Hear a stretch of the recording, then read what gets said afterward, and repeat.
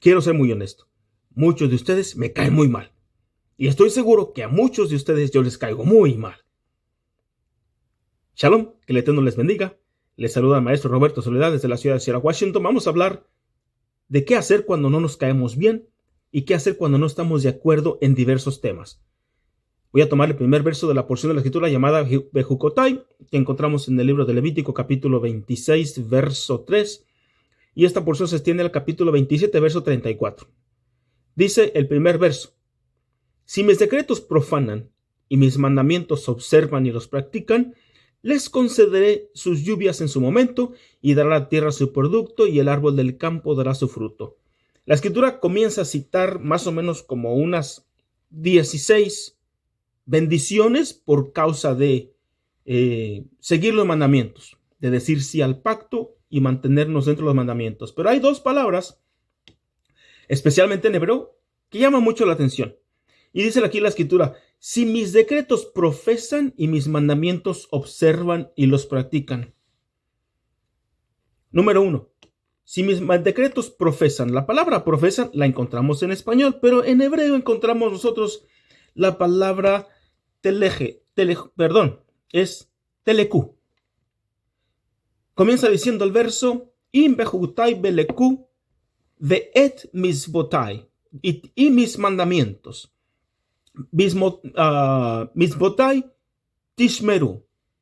Si mis decretos profesan y mis mandamientos observan y practican. La palabra telecú viene del verso telej, que significa caminar. Como si la escritura nos dijera: si mis decretos caminan, si caminan en mis decretos, y mis mandamientos, mis votai, tishmeru, si los guardan, entonces aquí estamos delante de un mandamiento que es condicional. Si tú te portas bien. Ahora, ¿por qué leo este verso? Y después, más bien, después de haber dicho que me voy a enfocar a hablar de que si no estamos de acuerdo, si no nos caemos bien, ¿cómo le hacemos? Y quiero entrar en el contexto de por qué leí esto. Quiero explicar por qué leí este verso. Porque cuando nosotros no nos caemos bien, tiene una raíz. Tiene una raíz que es muy profunda, que mucha gente ignora demasiado. Cuando en un principio de cuentas todos nos llevamos bien en un asunto, en un medio o en un ambiente congregacional, ¿cómo es que de repente ya no ves a un hermano que ya no llega? ¿Cómo fulanito de tal ya no asistió? Cuando nosotros nos pusimos de acuerdo y dijimos que sí al pacto del Eterno, dijimos que íbamos a aceptar, a guardar los mandamientos y a escuchar los mandamientos del Eterno, la frase conocida, popular, Ben Naseh Ben Ishma. Y de repente ya fulanito ya no viene, ya no lo vemos activo, ya no comparte, ya se metió en la política, ya se hizo ingeniero, ya se hizo científico, ya no quiere creer en la Torá. Pero todo comienza con las cosas más pequeñas. Cuando el Eterno nos propone todos sus mandamientos, estamos hablando de una cultura religiosa. Estamos hablando de que la cultura que se le dio al pueblo de Israel también se convirtió como la constitución política del pueblo de Israel. Es una nación que es única entre todas las naciones. Porque la cultura que Dios les dio, bueno, por empezar de cuentas, Dios se las dio. Por segundo, esa misma cultura divina se convirtió en la constitución política del Estado de Israel. Entonces ellos tienen una conexión muy cercana con el Eterno. A ninguno de los pueblos del mundo Dios les dio su constitución y Dios les dio sus mandamientos y Dios les dio su cultura. Por eso el pueblo de Israel es único en ese aspecto. Todos dijeron que sí. Todos empezamos a caminar por esos decretos. Todos empezamos a guardar los estatutos. Y de repente te encuentras con que hay personas que no están de acuerdo, se levantan enemigos en contra de Moisés, enemigos en contra de Josué. Josué tiene que decir, yo y mi casa serviremos al Eterno. ¿Por qué? Porque hay mucha gente que ya no quiere servir al Eterno. El libro de los Jueces está lleno de declaraciones como que el pueblo empezó a hacer lo que se le venía en gana. Porque no había reyes en la tierra. No había un punto de enfoque. Pero esto no sucede de la noche a la mañana. Cuando estamos hablando de si mis decretos profesan y mis mandamientos, tenemos una relación cercana con el Eterno. Y esta relación condiciona los beneficios que el Eterno nos propone, nos está ofreciendo. Comenzamos con 613 mandamientos y vemos que estos, al observarlos, derrama y abre ventanas de los cielos que nos van sustentando nuestro caminar por este mundo, por este orden terrenal.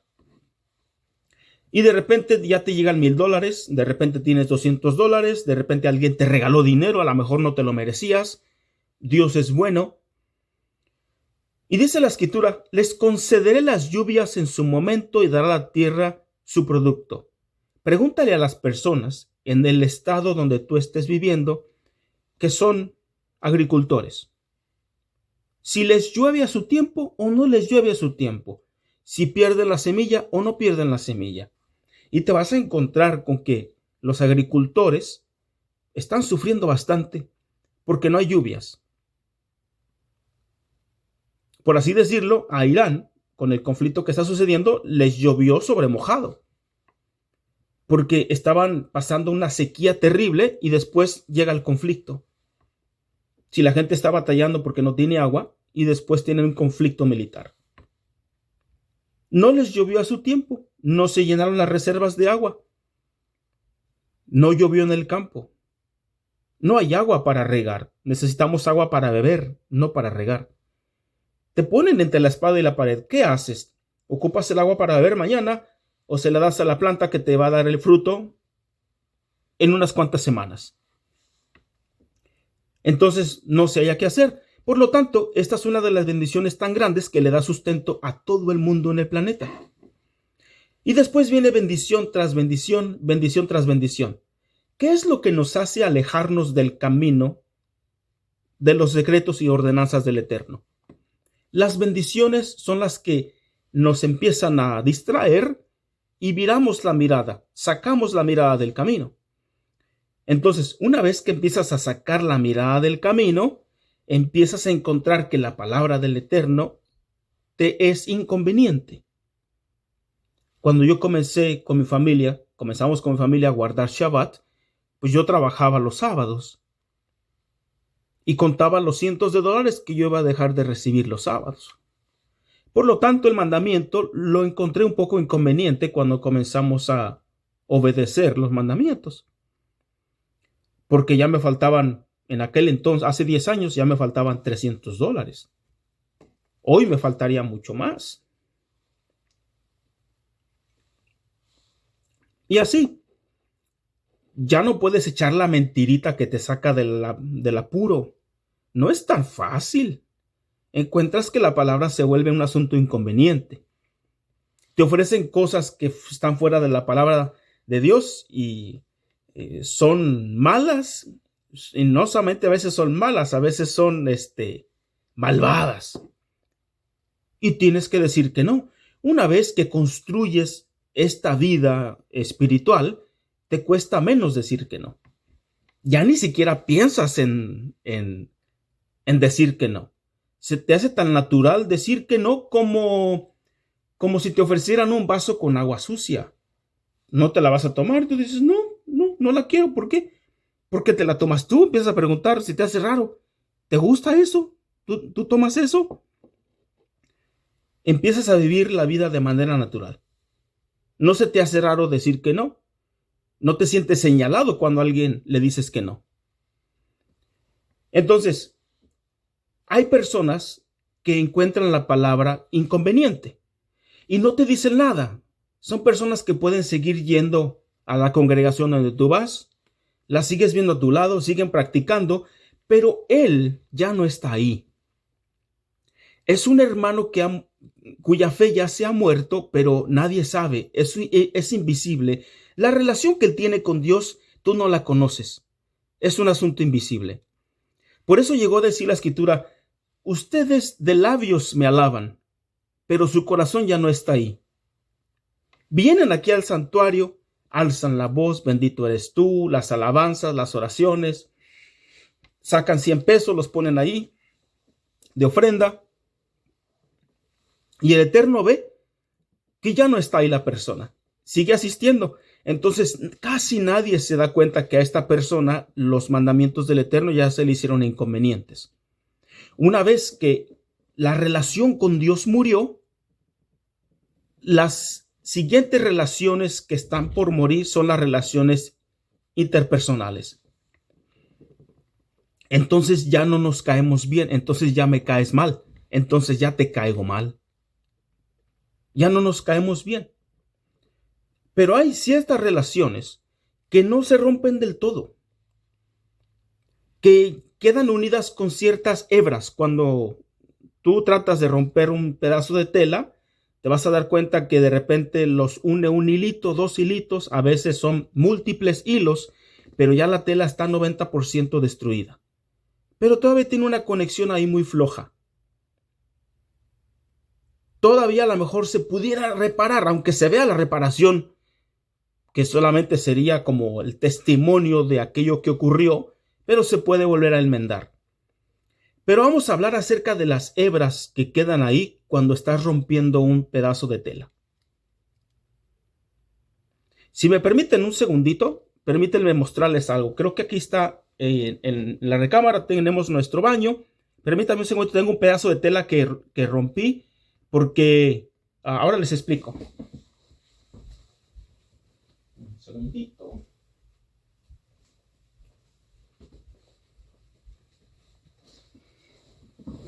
Una camisa que ya se me estaba haciendo muy viejita y la rompí para limpiar. ¿Por qué? Porque ¿dónde quedaron los?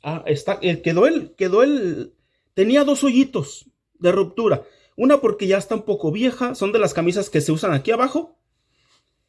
Y no es bueno, como creyentes en el Eterno, yo lo diría a excepción de ciertas prendas que son más caras para el trabajo, o traer ropa rompida. No podemos, como creyentes, traer ropa rompida.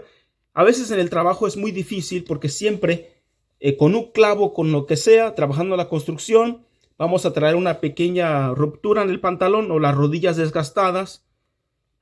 Pero nuestra ropa, por lo general, si está tapando nuestro torso, el área baja, etcétera, etcétera, no puede estar rompido. A veces traemos los pantalones desgastados porque colgamos la cinta de medir, entonces se vuelve una prenda de trabajo. Pero cuando salimos por aquí, salimos por allá, fuera del ámbito laboral, no podemos traer ropa que tenga rupturas. Eso es uno de los principios que vas a encontrar ya sea en el judaísmo, pero también es un buen principio en lo general. No creo en traer ropa que esté rompida. Y esta ya tenía varios agujeritos. Entonces, se notan los hilos cuando uno la está rompiendo. Esta nomás la rompí en 2, pero aunque le hagamos, se va notando que las hebras van quedando y no necesariamente se rompe de completo. A veces queda un que otro hilo. Creo que aquí agarré una orilla que estaba, ¿cómo se llama? Una orilla muy...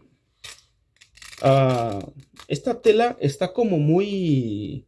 Aquí ya les voy a quedar mal con respecto a la ilustración que quería sacar, porque hay telas que sí les quedan los hilos y que la une. Ustedes saben a lo que me refiero. Aunque no me quedó aquí, porque esta tela, no sé, es el tipo de tela no se separa por completo. ¿Qué significan esos hilos? en una prenda que todavía queda unida.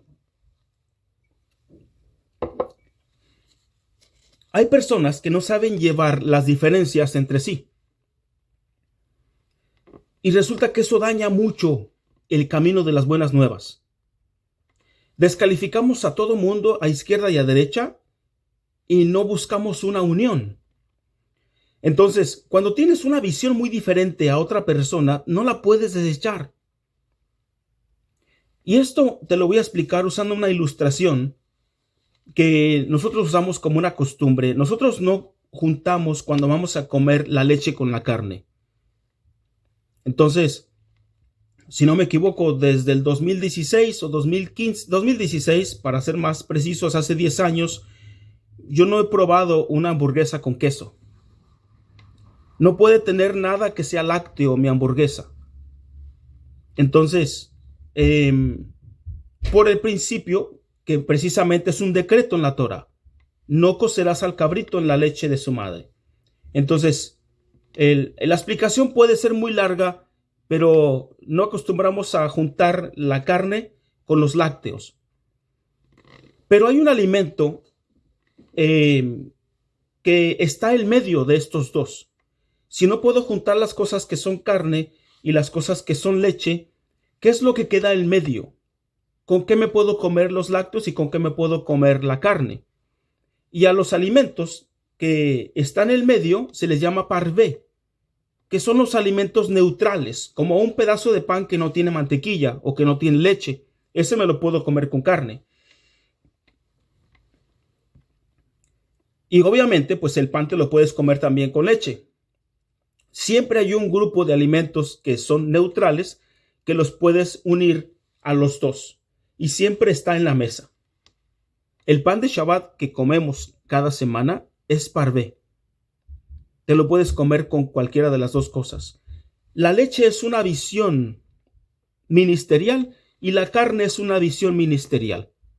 ¿Y cuál es el punto de encuentro de estas dos? No se pueden unir. Está prohibido unirlas. Y por la paz, que se queden separadas. Pero siempre hay algo que los une y es el alimento que está en medio. Es el middle ground, como le dicen en inglés. El alimento neutral. ¿Cuál es el alimento neutral? Todos estamos mirando tenemos la vista hacia el reino milenial, hacia el reino de los cielos. Estamos construyendo algo en común. Que si aquel hermano ocupa que nos pongamos corbata, es su política, es su visión y es kosher, es permitida. La carne es permitida, la leche es permitida y también el alimento neutral es permitido. Las dos visiones son kosher. Y hay veces que hay personas que se separan, no saben tolerarse unos con otros, no encuentran un punto de conexión entre sí. Y eso es muy malo. Cuando vemos la oración que hizo el Mesías, él dice, mas no ruego solamente por estos, sino también por los que han de creer después de mí, por la palabra de ellos. No dice por el conflicto de ellos, por el conflicto que tengan entre ellos. Dice, la gloria que me diste, dice, para que todos sean uno, como tú, oh Padre, en mí y yo en ti. Que también ellos sean uno en nosotros, para que el mundo crea que tú me enviaste. Entre menos busquemos puntos de conexión, de convergencia, de unión, de enlace, la gente menos va a creer en nosotros. Y le estamos poniendo tropiezo a aquella persona que se quiere acercar a los movimientos y que solamente ve un desastre entre nosotros, aventándose piedras unos a otros, etcétera, etcétera. Y hay veces que podemos tener los puntos encontrados. Pero eso no significa que yo crea. Si yo a veces he hablado tosco con respecto a los apóstoles, a los profetas, y en su mayoría ha hablado a aquellos que tienen un estilo y evidencia de ser un movimiento sectario negativo, que en vez de construir el reino de los cielos, aunque sean el cristianismo, ellos están afectando el camino de las buenas nuevas, con sus creencias, con sus asuntos privados, con sus supuestas revelaciones, etcétera, etcétera. Aún así, te lo voy a decir, y ahí sí te voy a ser sincero. Aunque me caigan muy mal, jamás, te voy a decir, jamás me he imaginado y he deseado que esa persona se pierda y se vaya al infierno. Por mucho que su movimiento sea sectario, por mucho que sea negativo, por mucho que casi más bien merecería irse a la cárcel, no puedo imaginarme a esa persona en el infierno. Ni siquiera al Papa de la Iglesia Católica, ni siquiera a los musulmanes. No es un asunto que está construido dentro de mí. Por mucho que esté en contra de el movimiento de árabe o los musulmanes o la religión o cualquier otra religión del mundo, no me puedo imaginar a esa gente en el infierno. No está en mí, no es parte y tampoco me toca a mí. No me toca ni desear ni dictar que alguien se vaya al infierno. Como también me toca dictar que ellos se vayan al cielo. Tenemos que encontrar un punto aquí que sea neutral. Porque eso habla mucho de nuestro interior. Habla de lo que está aquí en nosotros. No, que los tales personas de tal religión se van a ir al infierno y no hay salvación para ellos. Y listo. Eso no significa que yo tenga convicciones claras. Lo único que significa es que yo no te voy a decir a ti lo que tú quieres que yo diga. Porque hay mucha gente que sí le cae mal porque uno no dice lo que ellos quieren escuchar. Ellos quieren que uno diga, sí, el Papa se va a ir al infierno. Sí, los musulmanes se van a ir al infierno, etcétera, etcétera, etcétera. Y ya una vez que uno lo dice, ¿qué? ¿Qué le añadimos al reino con decir eso? No le añadimos nada. No hemos hecho absolutamente nada para construir el reino de Dios en la tierra. Nada. Desear que alguien se vaya al infierno es contraproducente. Porque toda alma que está viva tiene la opción de arrepentirse hasta el último segundo que Dios le da existencia en este orden, en este tiempo. Cuando vemos que dos grupos tienen visiones diferentes, tenemos que ver qué cosas los unen. Cuando Yeshua estaba caminando, se le apareció a dos personas que iban a Emaús. Y ellos iban ahí comentando y Yeshua les pregunta, ¿qué cosas están platicando ustedes? Y estaban hablando de cosas proféticas. Entonces es que venía uno que se llamaba Yeshua, lo crucificaron y el reino de Dios ya no se manifestó. Y el Mesías parece que declara algo que parece que se molesta con ellos. Permítanme leerles lo que les dijo. Dice, y fueron algunos, dice el verso 25 del capítulo 24 de Lucas. Entonces él les dijo, oh insensatos y tardos de corazón para creer lo que los profetas han dicho. Me caen mal. Como lo que yo les había mencionado acerca de la persona con la que estaba conversando, que es de la luz del mundo. La persona no me cayó mal, no. Me cayó muy mal tener que hablar cosas tan básicas para explicarlas de una persona que ya lleva décadas creyendo en el evangelio. Y no nomás con él, con muchísimas otras personas que he conversado, que hasta son diáconos o son pastores y no saben ni cómo se llaman los 12 apóstoles, no saben el nombre de las tribus de Israel, no te pueden citar los 10 mandamientos uno tras otro, cosas tan básicas, y ellos ya son apóstoles, o sea, son apóstoles unidos al grupo de apóstoles cuyos nombres ellos no conocen. Y tú te quedas así como que está raro, ¿no? Una cosa no va con la otra. Entonces, él dice aquí, insensatos y tardos de corazón para creer todo lo que los profetas han dicho. Pregunta, les hace Yeshua a ellos, ¿no era necesario que el Mesías padeciera estas cosas y que entrara en su gloria? ¿Y qué dijo? Me cae el mal y ahí nos vemos. No, no. Aún así, siempre me quedó un verso que está en la primera carta de Pedro, si no me equivoco, capítulo 3, verso 15, que dice, si no, estad preparados para presentar defensa con mansedumbre y reverencia ante todo aquel que les demande razón de la esperanza que hay en ustedes. Yo tengo que estar preparado para presentar defensa con mansedumbre y con reverencia. Deja que el Mesías se enoje con los que él se quiera enojar. Él tiene permiso de molestarse porque está demandando un conocimiento mayor a personas que están enfocadas en las cosas proféticas.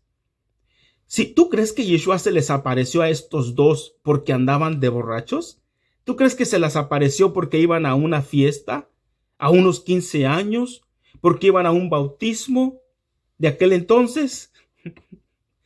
Porque mira, ir a un bautismo hoy en día no es ir con la mentalidad preparada de qué significa un bautismo y de que una persona será añadida al reino de los cielos.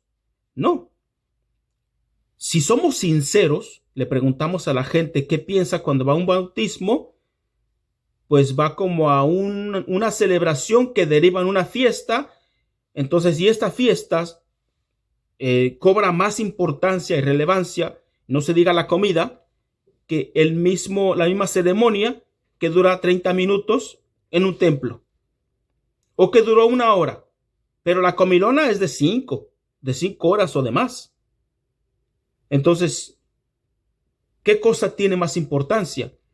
¿En qué momentos de la vida se presenta el Mesías y se nos aparece? Se le aparece a personas que están involucradas en los asuntos del reino, como los dos que iban en camino de Maús. No entendían, se molestó con ellos porque les estaba demandando un conocimiento mayor, pero ¿qué pasó? Dice, comenzando desde Moisés, y siguiendo por todos los profetas, les declaraba todas las escrituras, todo lo que en las escrituras, todo lo que estaba escrito de él. Les tuvo paciencia. No los rechazó. No los echó por ahí. Entonces, ¿se molestó? Sí. ¿Y qué pasó al último? ¿Cuál es el punto medio? ¿Cuál fue el punto de encuentro? Dice aquí la escritura.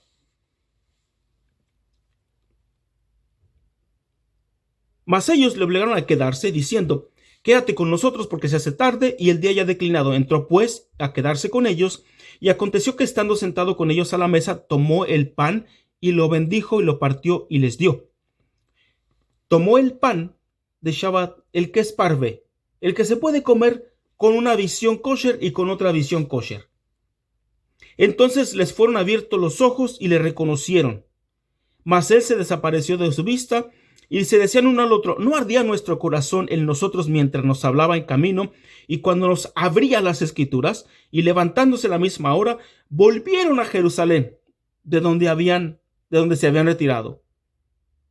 Hallaron a los 11 reunidos y a los que estaban con ellos, que les decían, ha resucitado el Señor y verdaderamente y ha aparecido a Simón. Entonces ellos contaban las cosas que les habían acontecido en el camino y cómo le habían reconocido al partir el pan. Las cosas que les habían acontecido en el camino. La palabra que menciona aquí la porción de la escritura llamada Bejucotai, cuando dice, si mis decretos caminan y los guardan, y mis mandamientos guardan. El apóstol Pablo les escribe a los colosenses, dice que hay que tolerarse unos a otros, y una vez que aprendemos a tolerarnos, si estoy aquí aguantando, tengo que aprender a perdonar. Si toleramos, tenemos que aprender a perdonar. Por mucho que me caiga mal el hermano de tal página de Facebook, el rabino tal de la otra congregación, 2 grupos que ya se han separado, que no se hablan entre sí, etcétera, etcétera. tienen que encontrar la comida parve. Tienen que encontrar el middle ground. Tienen que encontrar aquello que tienen en común para seguir empujando hacia adelante y no hacer quedar el mal, el reino de los cielos en la tierra.